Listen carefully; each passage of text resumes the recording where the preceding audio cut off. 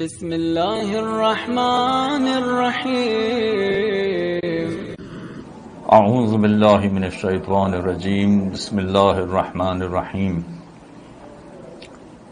خمس کے حوالے سے ایک مسئلہ آیت اللہ سیستانی نے حال ہی میں بیان فرمایا ہے، شاید تبدیل ہو گیا ہے اس لیے یا پچھلے مسئلے کو زیادہ واضح طور پر بیان کیا ہے، اور اس کا تعلق مغربی دنیا والوں سے زیادہ ہے جہاں عام طور پر مارگیج پر چیزیں خریدی جاتی ہیں اور قرضے پر مکان لیا جاتا ہے یا گاڑیاں خریدی جاتی ہیں یا دوسرا گھر کا فرنیچر وغیرہ خریدا جاتا ہے۔ تو آیت اللہ سیستانی یہ فرماتے ہیں کہ اگر آپ نے مکان کے لیے یا گاڑی کے لیے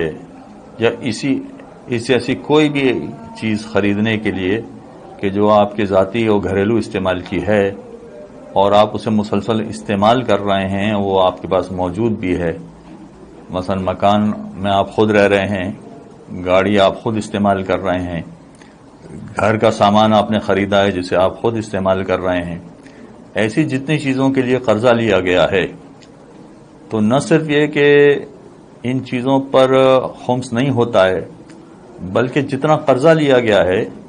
اگر سال کے آخر میں آپ کے پاس اس سے کم بچت ہے یا اس کے جتنی بچت ہے تو اس بچت پر بھی خمس دینا واجب نہیں ہوگا۔ اب میں ایک مثال کے ذریعے سے آپ کے سامنے بات زیادہ واضح طور پر پیش کروں۔ مثلا فرض کیجئے کہ کسی نے 10 لاکھ کا قرضہ لیا ہے اور مکان خریدا اس نے، اس مکان میں وہ خود رہ بھی رہا ہے۔ اگر رہ رہا ہے تو ایسی صورت میں جب اس کی خمس کی تاریخ آ جاتی ہے تو اب یہ دیکھنا پڑے گا کہ اس کے پاس کوئی بچت ہے یا بچت نہیں ہے۔ اگر فرض کریں کہ بچت نہیں ہے تو ویسے ہی خمس نہیں ہوگا، لیکن ہم فرض کر لیتے ہیں کہ اس کے پاس 1 لاکھ کی بچت ہے تو 1 لاکھ پر عام طور پر 20,000 خمس نکالنا چاہیے، مگر چونکہ اس نے 10 لاکھ کا قرضہ لیا ہوا ہے ایسے مکان کے لیے کہ جس میں وہ خود رہ رہا ہے، تو ایسی صورت میں اس 1 لاکھ پر اس کو خمس نہیں دینا ہوگا۔ 1 لاکھ میں سے 1 لاکھ پر جو خمس نہیں دینا ہے، 10 لاکھ میں سے 1 لاکھ نکال لیے جائیں تو اب بھی 9 لاکھ کی گنجائش اس کے پاس ہے، یعنی 1 لاکھ کا ایکسپشن اس کو مل گیا۔ آئندہ سال میں،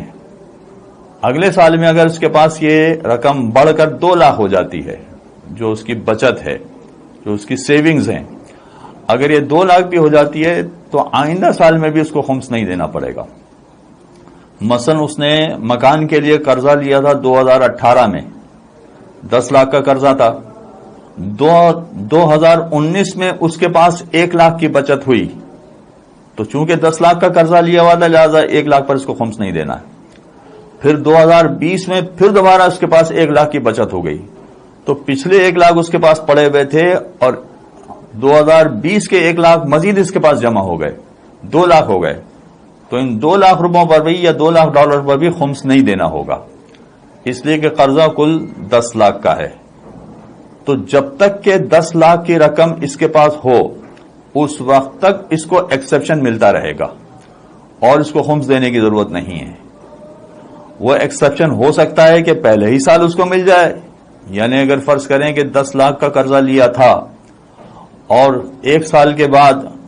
یعنی 2018 میں قرضہ لیا تھا اور 2019 میں ہی اس کے پاس 10 لاکھ کی سیونگز ہو گئی، بچت ہو گئی،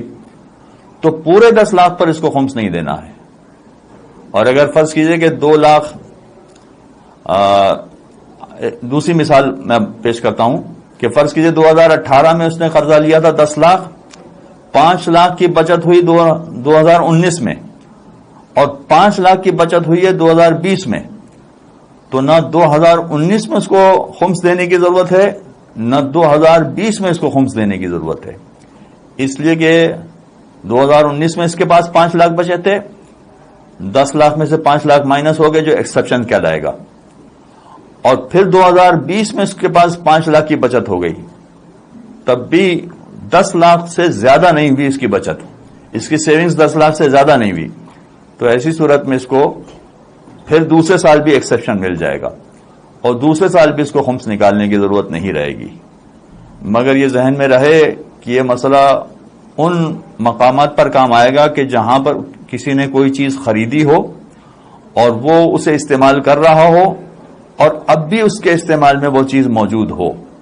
چاہے وہ مکان ہو، چاہے گاڑی ہو، یا گھر کا فرنیچر ہو، یا اسی طرح کی دوسری کوئی چیز ہو